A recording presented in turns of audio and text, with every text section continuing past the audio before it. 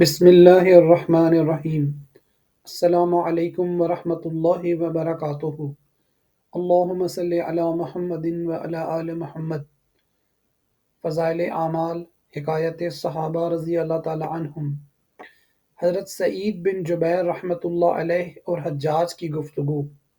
حجاج کا ظلم و ستم دنیا میں مشہور ہے، گو اس زمانے کے بادشاہ باوجود ظلم و ستم کے دین کی اشاعت کا کام بھی کرتے رہتے تھے، لیکن پھر بھی دیندار اور عادل بادشاہوں کے لحاظ سے وہ بدترین شمار ہوتے تھے، اور اسی وجہ سے لوگ ان سے بیزار تھے۔ سعید بن جبیر رحمۃ اللہ علیہ نے بھی ابن الاشعث کے ساتھ مل کر حجاج کا مقابلہ کیا۔ حجاج عبد الملک بن مروان کی طرف سے حاکم تھا۔ سعید بن جبیر رحمۃ اللہ علیہ مشہور تابعی ہیں اور بڑے علماء میں سے ہیں۔ حکومت اور بالخصوص حجاج کو ان سے بغض و عداوت تھی، اور چونکہ مقابلہ کیا تھا اس لیے عداوت کا ہونا بھی ضروری تھا۔ مقابلے میں حجاج ان کو گرفتار نہ کر سکا۔ یہ شکست کے بعد چھپ کر مکہ مکرمہ چلے گئے۔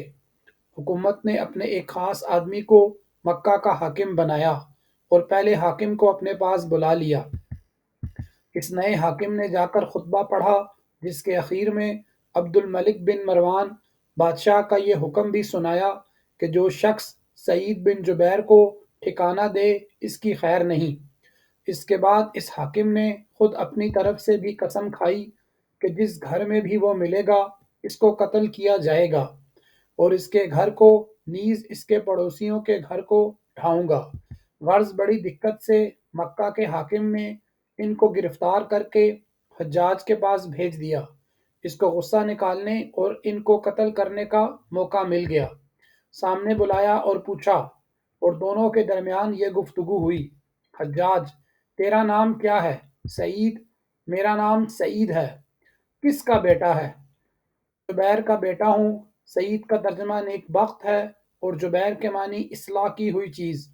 اگرچہ ناموں میں معنی اکثر مقصود نہیں ہوتے، لیکن حجاج کو ان کے نام کا اچھے معنی والا ہونا پسند نہیں آیا، اس لیے کہا، نہیں، تو شقی بن قصیر ہے۔ شقی کہتے ہیں بدبخت کو، اور کثیر ٹوٹی ہوئی چیز۔ سعید: میری والدہ میرا نام تجھ سے بہتر جانتی تھی۔ حجاج: تو بھی بدبخت اور تیری ماں بھی بدبخت۔ سعید: غیب کا جاننے والا تیرے علاوہ اور ہے، یعنی علام الغیوب۔ حجاج: دیکھ میں اب تجھے موت کے گھاٹ اتارتا ہوں۔ سعید: میری ماں نے میرا نام درست رکھا۔ حجاج: اب میں تجھ کو زندگی کے بدلے کیسا جہنم رسید کرتا ہوں۔ سعید: اگر میں جانتا کہ یہ تیرے اختیار میں ہے تو تجھ کو معبود بنا لیتا۔ حجاج: حضور اقدس صلی اللہ علیہ وآلہ وسلم کی نسبت تیرا کیا عقیدہ ہے؟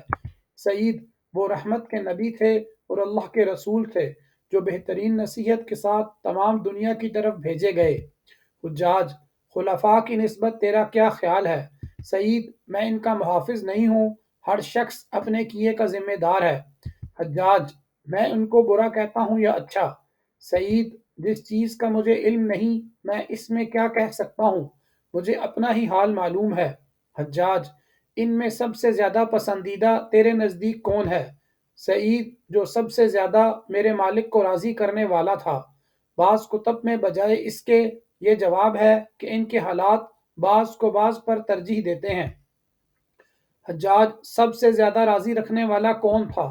سعید: اس کو وہی جانتا ہے جو دل کے بھیدوں اور چھپے ہوئے رازوں سے واقف ہے۔ حجاج: حضرت علی رضی اللہ عنہ جنت میں ہیں یا دوزخ میں؟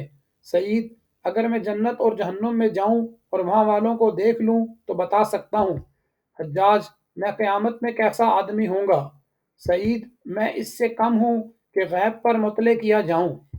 حجاج: تو مجھ سے سچ بولنے کا ارادہ نہیں کرتا؟ سعید: میں نے جھوٹ بھی نہیں کہا۔ حجاج: تو کبھی ہنستا کیوں نہیں؟ سعید: کوئی بات ہنسنے کی دیکھتا نہیں، اور وہ شخص کیا ہنسے جو مٹی سے بنا ہوا ہو اور قیامت میں اس کو جانا ہو اور دنیا کے فتنوں میں دن رات رہتا ہو۔ حجاج: میں تو ہنستا ہوں۔ سعید: اللہ نے ایسے ہی مختلف طریقوں میں ہم کو بنایا ہے۔ حجاج: میں تجھے قتل کرنے والا ہوں۔ سعید: میری موت کا سبب پیدا کرنے والا اپنے کام سے فارغ ہو چکا۔ حجاج: میں اللہ کے نزدیک تجھ سے زیادہ محبوب ہوں۔ سعید: اللہ پر کوئی بھی جرأت نہیں کر سکتا جب تک کہ اپنا مرتبہ معلوم نہ کر لے، اور غیب کی اللہ ہی کو خبر ہے۔ حجاج: میں کیوں جرأت نہیں کر سکتا، حالانکہ میں جماعت کے بادشاہ کے ساتھ ہوں اور تو باغیوں کی جماعت کے ساتھ ہے۔ سعید: میں جماعت سے علیحدہ نہیں ہوں اور فتنہ کو خود ہی پسند نہیں کرتا، اور جو تقدیر میں ہے اس کو کوئی ٹال نہیں سکتا۔ حجاج: ہم جو کچھ امیر المومنین کے لیے جمع کرتے ہیں اس کو تو کیسا سمجھتا ہے؟ سعید: میں نہیں جانتا کہ کیا جمع کیا۔ حجاج نے سونا، چاندی، کپڑے وغیرہ منگا کر ان کے سامنے رکھ دیے۔ سعید: یہ اچھی چیزیں ہیں اگر اپنی شرط کے موافق ہوں۔ حجاج: شرط کیا ہے؟ سعید: یہ کہ تو ان سے ایسی چیزیں خریدے جو بڑے گھبراہٹ کے دن یعنی قیامت کے دن امن پیدا کرنے والی ہوں، ورنہ اس دن ہر دودھ پلانے والی دودھ پیتے کو بھول جائے گی اور حمل گر جائیں گے، اور آدمی کو اچھی چیز کی سوا کچھ بھی کام نہ دے گی۔ حجاج: ہم نے جو جمع کیا یہ اچھی چیز نہیں۔ سعید: تو نے جمع کیا، تو ہی اس کی اچھائی کو سمجھ سکتا ہے۔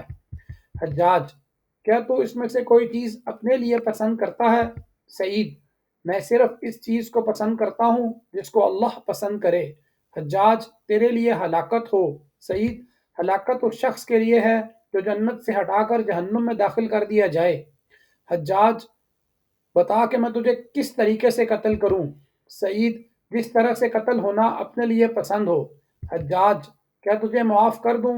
سعید: معافی اللہ کے یہاں کی معافی ہے، تیرا معاف کرنا کوئی چیز بھی نہیں۔